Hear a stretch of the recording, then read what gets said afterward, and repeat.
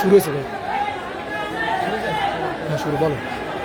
বন্ধুগণ, আপনারা March two ঢাকায় অংশগ্রহণ করতে যারা ঢাকায় এসেছেন এবং ঢাকায় যারা আন্দোলনকারী বিভিন্ন জায়গায় আছেন, আপনাদের প্রতি বৈষম্য বিরোধী ছাত্র আন্দোলনের পক্ষ থেকে আমি আসিফ মাহমুদ, সমন্বয়ক বৈষম্য বিরোধী ছাত্র আন্দোলন, নির্দেশনা দিচ্ছি আপনারা সবাই শাহবাগে আসুন, শাহবাগে জড়ো হন।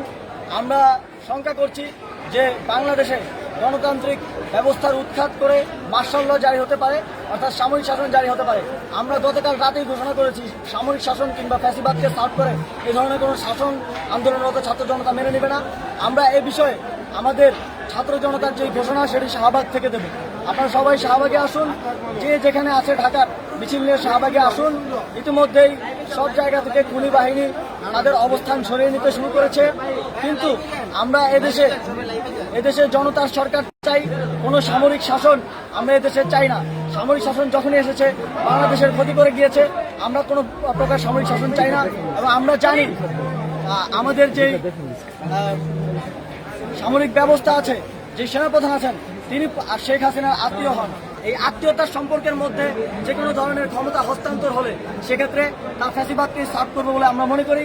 যেই জীবনগুলো আমাদের শহীদ ভাইয়েরা দিয়েছেন সেই জীবনগুলো ব্যর্থ হবে যদি এই ফ্যাসিবাদের সরকার বা ফ্যাসিবাদী ব্যবস্থার বিলোপ না ঘটে।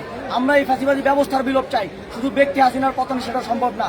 আমরা হাসিনার মতো কিংবা হাসিনাকে সার্ভ করে এমন কাউকেই এদেশের শাসনভারে ক্ষমতায় চাই না। আমরা জনতার সরকার চাই। আমরা আমাদের অফিসিয়াল ঘোষণা শাহবাগ থেকে দিব। আপনারা সবাই শাহবাগে এসে জড়ো হন। ঢাকার যে যেখানে আছেন সবাই শাহবাগে আসুন। যদি কোথাও বাধা আসে সেই বাধার টপকে বাধার উপর দিয়ে জনতার বুলডোজার চালিয়ে আপনারা শাহবাগের দিকে আসুন। ধন্যবাদ সবাইকে।